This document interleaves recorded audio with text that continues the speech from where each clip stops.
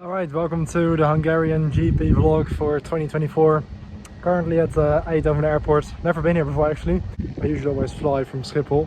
But yeah, looking forward to this week. We're gonna have a full week pretty much in Budapest.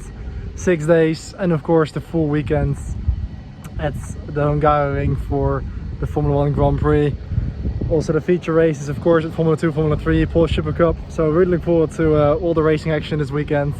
And yeah, also very curious about Budapest and the city itself because I've never been to Hungary actually. So yeah, the weather here is getting a little bit cloudy here, so I don't even need sunglasses anymore. It's going to be pretty sunny and warm in Budapest, so it's going to be quite a different temperature to what it is here at the moment where I am. But yeah, looking forward to the week, and I'll let you catch up with how the entire week went. So I hope you enjoyed the video. So upon arriving in Hungary, I got a very nice impression of Budapest. It's quite a beautiful city actually.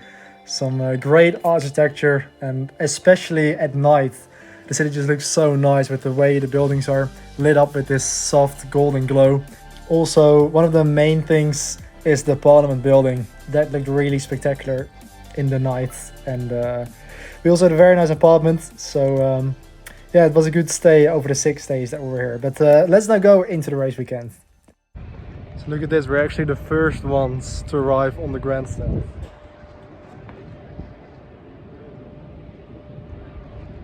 Pretty cool spot as well, very close to the track, and the big screen right in front of us as well.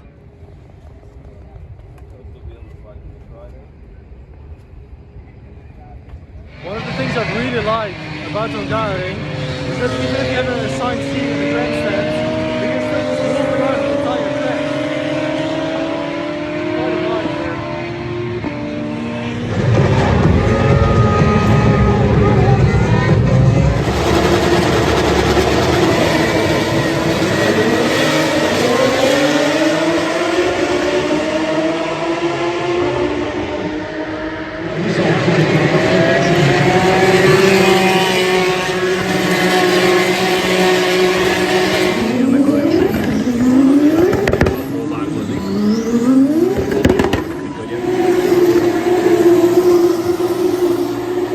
So the F2 sprint just finished.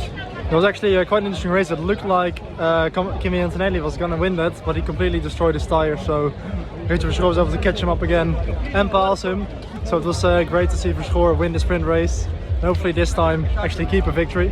Also in Formula 3 it was Nikita Bedrim who won his maiden F3 race in front of his teammate. So that was a very unexpected result in the sprint race. It was Dino Beganovic who completed the podium and finished third for Prema.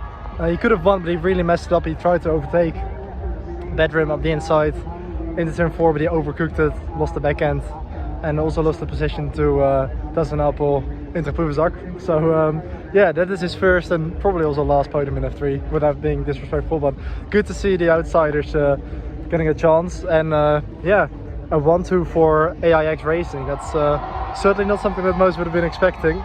But yeah, also the Formula 2 sprint race was a good race. It was really good, and I really thought Antonelli was going to win it, but he had the softer tyre compound and just ran through his tyres. He even pitted towards the end, dropped back to like P16.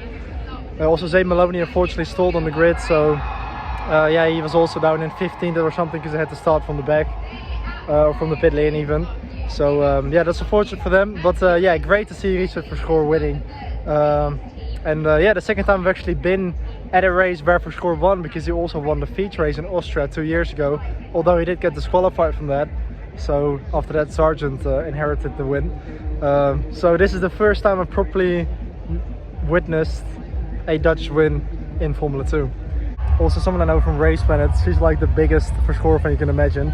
She even has one of his quotes tattooed in her neck, and she even texted me during the race that I'm gonna be so lucky if he actually ends up winning. And well, he did end up winning, so I am indeed lucky to actually witness one of his victories.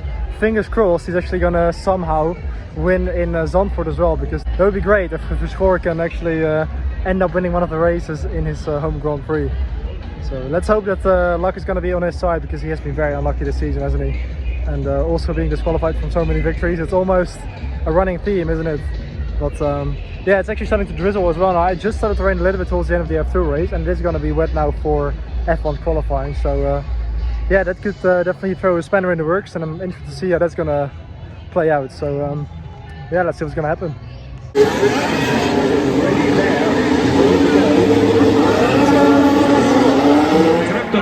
Let's go, Piastri! Kicsit lassan indult el Norris, és jön kívül Verstappen nem tér el, jól elhagyja a pályát, de visszatér.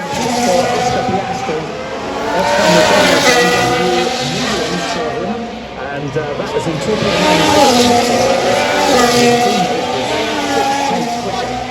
So I hate this team, man. Also Sainz into the pits as well in the Ferrari. And I can't believe it. Norris has gone through already. Norris has gone through. So Norris back.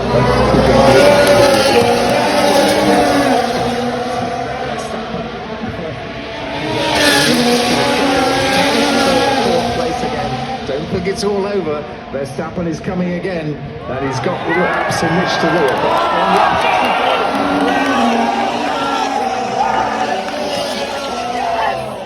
Let's go! And Verstappen getting back on the circuit again. He was lost out to Leclerc. Yes! Let's go! Let's go! Let's go! Yes!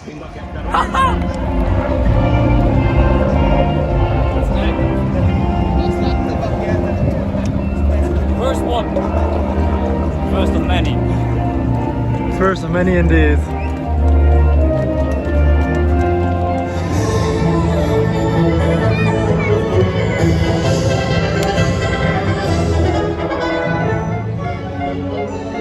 So that was the race. I'm gonna go into it a little bit further in the video, but after we got back in the apartment, we caught up on the other race. They actually missed, like IndyCar in Toronto and World Superbikes in Most. And after that, the next day, we actually managed to find a karting track somewhere in the outskirts of Budapest. It was actually in the middle of nowhere. It was pretty hard to actually find it, but once we got there, it wasn't actually that bad, although it actually started raining.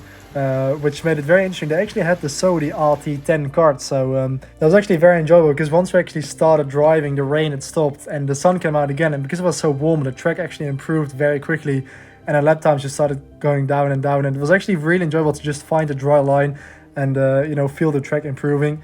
And yeah, after that it was already time to leave, so the 6 days that we stayed there really went by like a flash, and it was time to head back home again. We had to leave the room pretty early, and we only had our flight somewhere in the afternoon, so we had some time to just get some breakfast around the corner. And yeah, apart from that, it was just a really nice week, and I was actually pleasantly surprised by the way the city is. Even like, it was also pretty cheap. The way we actually took the taxi every day to the track and to everywhere we went, really, and it wasn't expensive at all. Same goes for the restaurants as well. The food was very nice. We had some breakfast before we left for the airport, and there was actually a piano there as well, which I played some pieces on, which was very nice indeed. I luckily didn't miss my flight, because that would have been very me.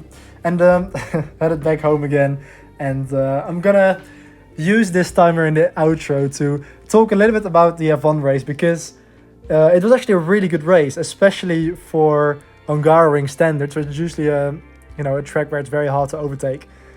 I saw some similarities between this race and Monza 2021 as well, because of course Oscar Piastri finally secured his maiden win in Formula 1, but it was a little bit controversial, because he was initially leading at the start of the race, but then McLaren decided to pit Norris earlier to make him do the undercut, and they brought it to us in a way where they said that they did that because they wanted to cover off Hamilton, but that didn't really make sense, because Hamilton was like 7 seconds behind and he wasn't really a threat, and definitely not in striking distance. And because of that, Norris got ahead of Piastri, and then they started giving the team orders to Norris, which he initially ignored.